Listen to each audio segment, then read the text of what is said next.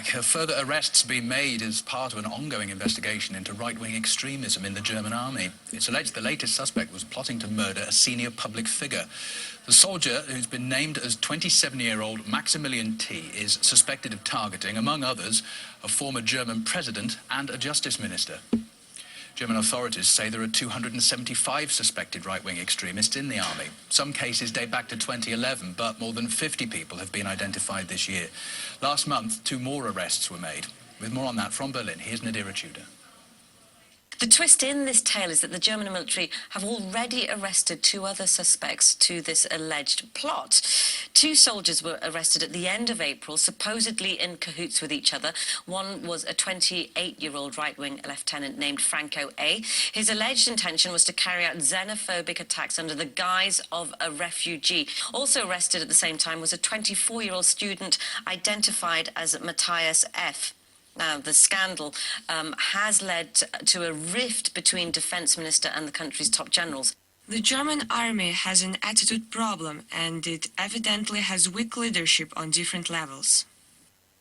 Her comments leave us bewildered and outraged. If the minister is truly serious about that, then she's massively damaging the army.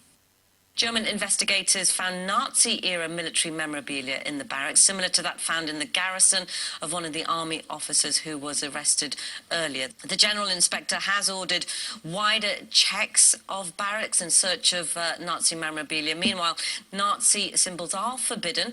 Possession of regularly Wehrmacht items is not a crime in Germany, and that's important to note. This, of course, is a huge scandal for the German army, and these revelations must be a total embarrassment for such a prestigious organisation. And that embarrassment is unlikely to go away unless legitimate answers are given as to why these right-wing extremists were not identified earlier by relevant authorities and allowed to practice their extremist views within the organisation.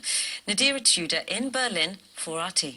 On the programme. There have already been similar cases of soldiers suspected of plotting attacks on senior figures.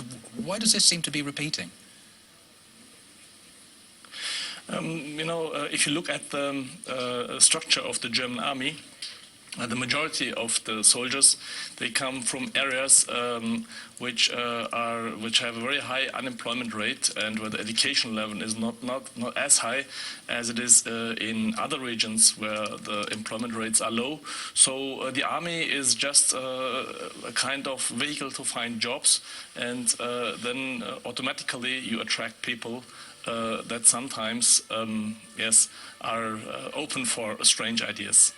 What do you think the German army needs to do then to try and root out this problem? It feels now we get more and more headlines that it's getting worse. Maybe they're exaggerating somewhat, but there's clearly an issue that military officials in Germany need to tackle here.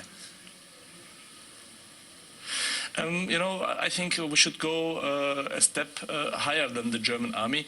Right now it's a very strange situation because soldiers from the NATO allied Turkey are seeking for asylum that are involved in a bloody interference in the Turkish coup. And on the same time, Germany arrests own soldiers who are accused to have planned to have a plot on senior politicians. So there's a lot of question marks in Germany that right now nobody really knows where the direction or what the targets are. And so it's really strange, a big question mark. Is there an issue then in how recruits are vetted into the army? Because the most recent example before this one that we had today was of one soldier who'd registered himself as a Syrian refugee, the suspicion being he was planning some sort of incident that could be blamed on asylum seekers. So there are questionable credentials here.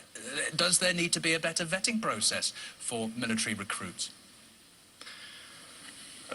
Definitely yes. The story that somebody is registered as a Syrian refugee and tries things, this is a very adventurous story that is told, so it has to be questioned if this is true, and it has to be investigated more. But everybody knows who is an employer today has just to open the Facebook account of a new employee or somebody who is applying for a job, and immediately he can see what the political background or whatever what the thoughts of the person is. So I think in Germany, if you would do this for the army, for a lot of people, I think there would be much more questionable people being found that should be looked closer at and found out if the army is the right place for them to be. Sure, it'll be interesting to see if Germany's defence minister can get a handle on this, though. For now, Remzi Aru in Berlin, thank you very much. Thank you very much.